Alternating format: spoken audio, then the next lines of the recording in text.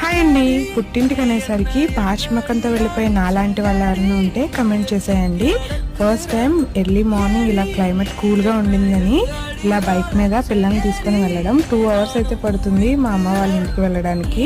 ఇప్పటి వరకు ఎప్పుడు వెళ్ళలేదు. మా పిల్లలు కూడా ఇప్పుడే కూర్చుంటున్నారు కదా, బైక్ మీద బాగానే ఉంటున్నారు అని అనిపించి క్లైమేట్ కూడా అనుకూలంగా ఉంది కదా అని ఫస్ట్ టైం వెళ్తున్నాము. మేము వెళ్ళేసరికి మా అమ్మ అయితే ఇన్ని రకాల వంటలు చేస్తుంది. అందుకే అంటారేమో ముందొచ్చిన కొమ్ముల కన్నా వెనకొచ్చిన కొమ్ములు వాడి అని. ఈ సామెత ఎందుకు చెప్పానో మీకు లాస్ట్లో అర్థమవుతుంది.